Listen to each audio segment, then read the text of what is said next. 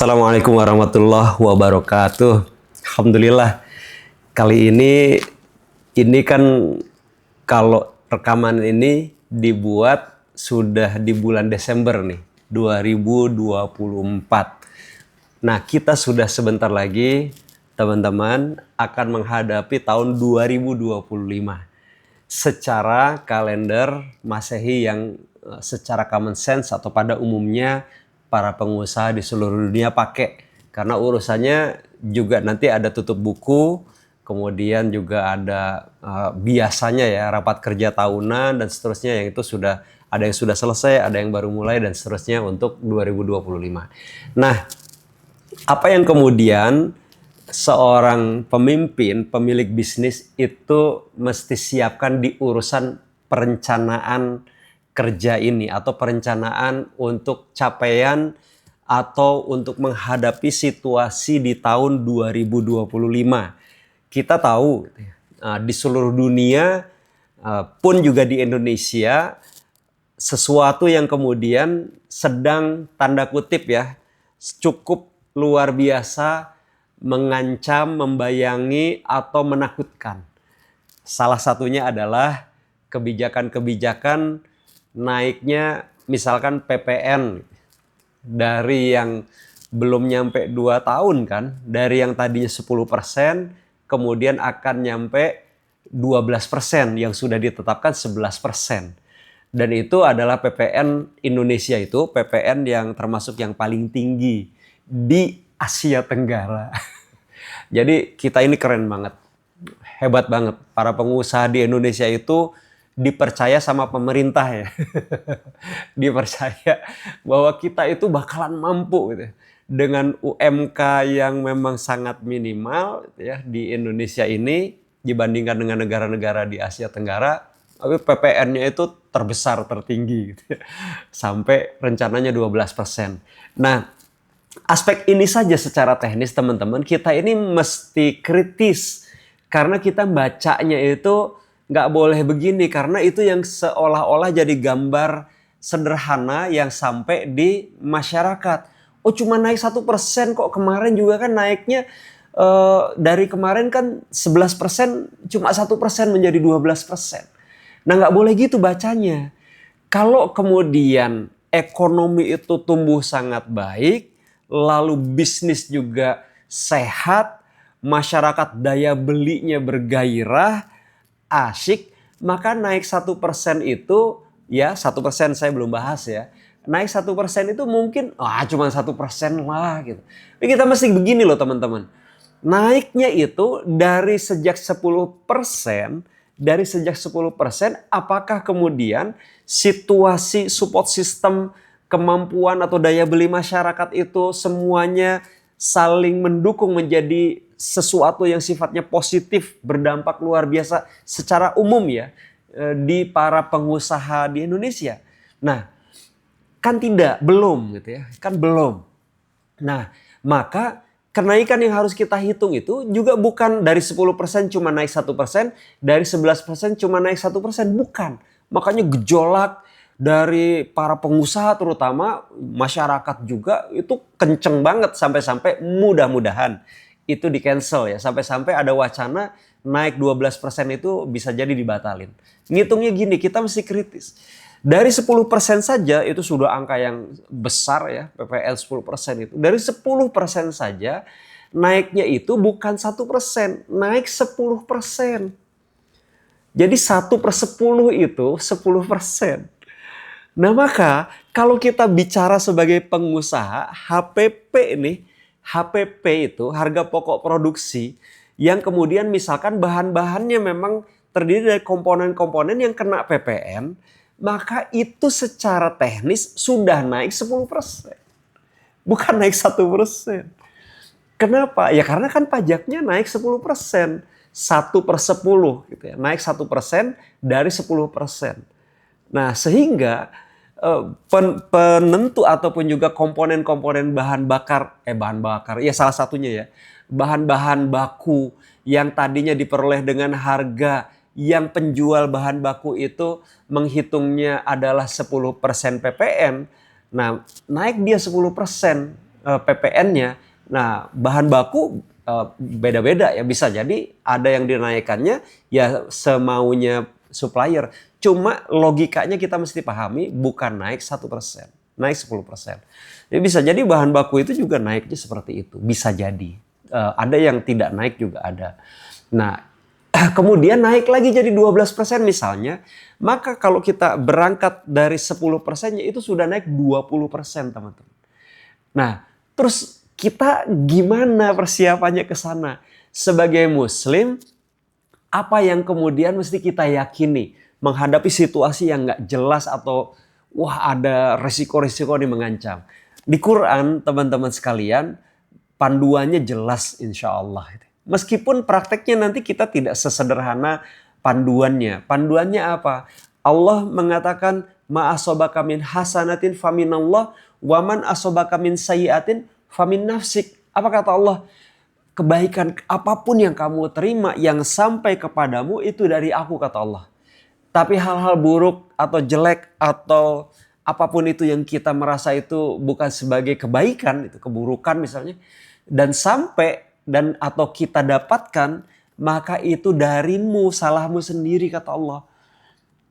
Famin nafsik, salah kita sendiri.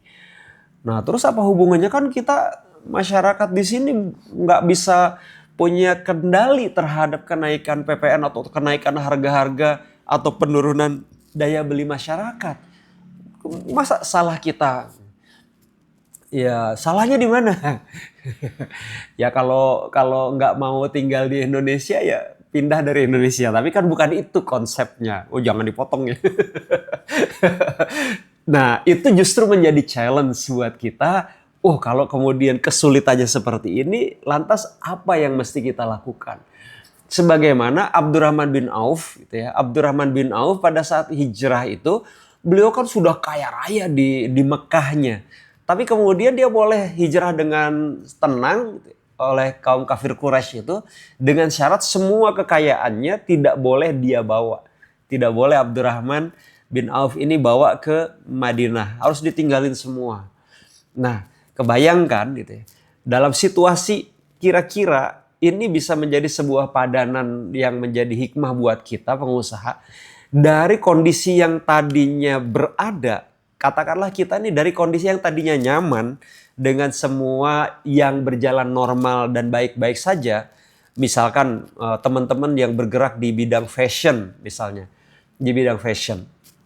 Itu kan dahsyat banget gitu. Tiba-tiba sudah mah ekonomi belum pulih, daya beli melorot, tiba-tiba wah entah berapa banyak gitu ya di pasaran dibanjiri sama produk-produk dari luar negeri. Saya nggak boleh sebut negara Cinanya ya. Ya udah kandung ya. Nah itu sudah menjadi konsumsi umum. Nah itu dengan harga yang subhanallah gitu ya, sangat kompetitif dan di luar kemampuan ekosistem industri fashion, karena itu urusannya dengan bahan baku tekstilnya, benangnya dan segala macam yang kemudian mereka bisa sangat kompetitif di tingkat dunia, termasuk di Indonesia, bikin secara dampaknya para pengusaha bidang fashion itu babak belur luar biasa. Nah, tapi kan itu sesuatu yang tadinya nyaman-nyaman saja, tiba-tiba menghadapi situasi yang tidak ideal seperti itu. Abdurrahman bin Auf tadinya dia nggak ada masalah dengan modal, nggak ada masalah dengan akses, dengan network, dengan bisnis yang dia jalani dan seterusnya. Bisnis dia di Mekah itu seperti apa. Nah dia kemudian harus mulai dari zero di Madinah itu, dari nol. Nah kita insya Allah tidak mulai dari nol kok. Ada yang nyeletuk di belakang nih kayaknya nih. Iya dari hutang, dari minus. Oke. Kita mulai dari situasi yang kemudian anggap ya tahun kalender nih mau berganti tahun 2025. Ya sudah kita anggaplah kita mulai dari sesuatu yang kita mesti hijrah nih. Mesti pindah nih. Kalau Abdurrahman bin Auf itu dari nol ya kita dalam kondisi yang penuh tantangan seperti ini gimana. Coba lihat pelajarannya apa. Ketika kita menyadari bahwa Al-Quran mengatakan ada salahmu sendiri. Udah kita mendingan langsung introspeksi diri aja. Oh iya, berarti kalau salah saya, kita tidak bisa nyalahin kan situasi yang sudah terjadi. Salahnya apa dong kalau begitu?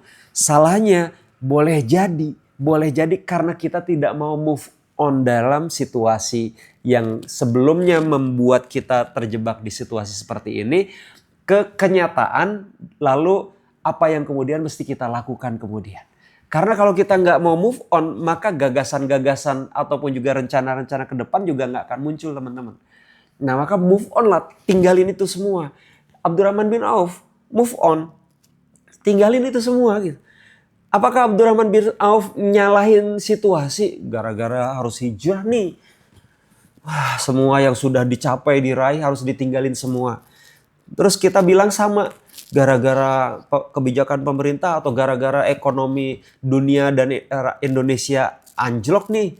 Terus kita jadi kayak gini situasinya gara-gara pemerintah ngebuka keran produk-produk dari luar yang harganya murahnya nggak karu-karuan itu bebas berkeliaran di Indonesia nih, kita jadi kayak gini, pengusaha fashion misalnya gitu. Itu fakta. Abdurrahman bin Auf juga menghadapi fakta itu, sesuatu yang dia memang pilih, saya harus hijrah karena memang hijrah itu perintah Allah dan Rasulnya. Dan meninggalkan semua kemewahan, kebaikan, kehebatan, kedijayaan bisnis dia yang sudah dibangun turun-temurun, warisan dari orang tuanya, dan dia meneruskan. Tapi move on, itu semua sudah ditanggalkan. Bahkan keluarganya tidak boleh dibawa. Tidak ada yang ikut dengan Abdurrahman bin Auf. Dia pergi sendiri ke sana. Makanya di Madinah ditawarin segalanya baru. Sama sahabat yang dipersaudarakan oleh Nabi. Istriku 2, kamu silahkan pilih salah satu yang kamu sukai. Nanti aku ceraikan dia. Kalau sudah habis idahnya kamu nikahi silahkan. Hartaku segini, kita paruh 2 ya katanya. Dan seterusnya, dan seterusnya. Tapi apa kata Abdurrahman bin Auf? Nah, privilege itu sudah tersedia di depan mata. Abdurrahman bin Auf tidak ambil itu. Tunjukkan saya jalan ke pasar. Apa pesan di sini? Nah, maka pesan di sini Abdurrahman bin Auf, hikmah yang pertama teman-teman, move on. Gitu ya. Jadi selesai kita dan lebih baik kita nyalahin diri sendiri. Oh, jangan-jangan saya belum move on dengan situasi-situasi yang membelenggu ini. Atau situasi-situasi yang di luar kendali kita ini. Yuk, 1, move on. Selesai ya. Karena kata Allah ayatnya gitu, kalau itu menimpa kepada kita, bisnis kita, berarti ada sesuatu yang harus kita bereskan di diri kita dan di bisnis kita. Move on. Yang kedua apa? Tadi Abdurrahman bin Auf kemudian riset pasar. Karena dia diminta ditunjukkan di mana pasar. Begitu dia lihat pasar, maka yang dia lihat adalah, oh, di Madinah, pasar Madinah begini, dicermati, melakukan survei, riset. Nah, maka kita perlu baca itu. Wah, nggak punya uangnya lah untuk riset. Kan nggak harus pakai uang. Abdurrahman bin Auf nggak pakai uang dia untuk membiayai orang riset. Ingat, keteladanan terbaik sudah ada gambarnya semua, tidak mungkin tidak ada. Apa? Kita bisa datang langsung ke market kok. Kita bisa datang langsung ke konsumen kok. Nanyain gimana ya sekarang. Kita bisa tanya sama agen-agen kita yang dulu belanja banyak. Tapi mereka tidak belanja lagi. Kita bisa ajak ngobrol. Emang berapa sih biaya ngobrol? Bisa telepon juga kok ngobrol. Kalau memang kita nggak punya uang untuk datang ke tempatnya misalkan untuk ongkosnya. Itu riset pasar. Abdurrahman bin Auf melakukan yang kedua adalah dia riset pasar. Lalu yang ketiga, kemudian membuat rencana sesuai dengan temuan riset pasar itu. Nah, maka apa yang dilakukan oleh Abdurrahman bin Auf? Kemudian dia membangun bisnis yang baru, yang berbeda dengan apa yang dilakukan di Mekah. Ada pesan apa teman-teman di yang ketiga ini coba? Pesannya adalah, hey manusia, hey Riza, hey kita semua. Allah itu memberikan rezeki. Suka-suka Allah, rezeki itu selalu akan Allah berikan kepada setiap hambanya. Gak mungkin Allah tuh gak ngasih rezeki. Tapi sadar diri dong. Tidak harus kan Allah itu disetir sama kita. Ya Allah, aku kan bisnisnya fashion. Ya harusnya engkau kasihnya lewat fashion dong. Ya Allah, aku kan bisnisnya jasa fotografi. harus lewat jasa fotografi dong. Ya Allah, aku kan bisnisnya penerbitan, harus lewat penerbitan dong. Nggak ada. Yang terjadi adalah, atau yang harus kita yakini adalah, Allah itu pasti ngasih rezeki. Tapi bukan lewat pintu yang semau kita. Pahami itu. Abdurrahman bin Auf nggak kekeh harus lewat bisnis yang sudah dia kuasai di Mekah. Enggak. Tapi sesuatu yang kemudian faktanya sudah berbeda karena dia mulai di Madinah. Nol, nggak punya modal. Dia harus hutang dulu untuk memulai bisnisnya. Dan dia mulai dari kecil, dari hal yang sederhana. Sampai kemudian dia laku, dia kumpulin sedikit-sedikit. Akhirnya keuntungan yang dia kumpulin sekian lama dia mulai bisnisnya itu. Dia belikan apa? Dia belikan mas kawin dulu untuk modal nikah. Coba. Bukan untuk modal bisnis dulu, untuk modal nikah. Terus seperti itu dan akhirnya jadi konglomerat triliuner yang luar biasa di Madinah.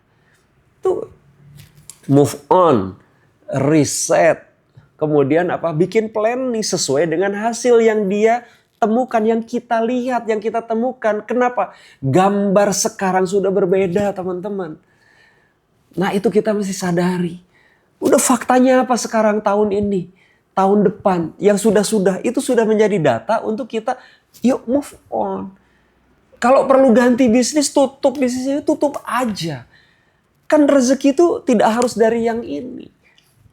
Oke, dari apa yang kemudian faktanya kita temukan sekarang. Nah kemudian yang keempat apa? Yang keempat ya sudah rencana ya action.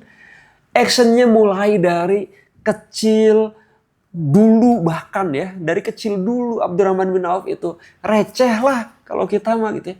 Nabung dari yang kecil-kecil. Coba bayangin, udah kaya raya sebelumnya, udah biasa mapan, udah biasa bisnis gede size-nya. Itu mulai lagi dari hal yang remeh-temeh. Anggap aja itu pelajaran, pesan. Kalau kita kemudian habis nih bisnis kita karena situasi yang kemarin-kemarin atau sekarang ini, ya nggak apa-apa, tutup aja. Jangan gengsi, jangan malu. Mulai lagi sesuatu dengan yang baru. Dan jangan lupa yang kelima, action. Yang kelima itu kesadaran. Kesadaran bahwa skill, knowledge, DNA sebagai pebisnis entrepreneur yang dulu fase Mekah kalau Abdurrahman bin Auf dulu sudah terbukti kok dengan DNA pengusaha pebisnis itu, intuisinya, actionnya segala macam itu kan sukses tuh kaya raya. Itu kan cuma pengulangan, tidak harus dengan kesadaran yang didefinisikan, dengan kesadaran yang otomatis saja itu otomatis semua saraf-saraf, semua otot-otot berbisnisnya kita dengan pengalaman-pengalaman sebelumnya itu kan tetap bisa hidup lagi, jadi lagi. Nah maka kesadaran itu yang kemudian membawa tidak pakai lama seorang Abdurrahman bin Auf yang meskipun seperti itu mulainya menuai sukses yang lebih besar lagi bahkan dari sebelumnya, yang dahsyat, hebat sekali. Jadi teman-teman, itu step yang kemudian kita bisa siapkan terlebih dahulu untuk menghadapi tahun 2025. Stop, sudah berhenti. Kenapa? Ada gambar-gambarnya kita nggak bisa ubah. Qadarullah, sudah menjadi takdir Allah. Kita tinggal di Indonesia, kebijakan pemerintahnya seperti itu, kondisi masyarakatnya, ekonominya seperti ini. Jangan fokus kepada itu. Sudah, itu semua adalah gambar data yang memang fakta kita bisa baca. Lantas apa action kita untuk kemudian kita melakukan dengan baik. Belajar dari model hijrahnya dan situasi Abdurrahman bin Auf, itu sangat banyak pelajaran untuk kita ambil hikmahnya. Kemudian kita insya Allah sangat bisa. Yuk optimis 2025 bisa insya Allah. Wassalamualaikum warahmatullahi wabarakatuh.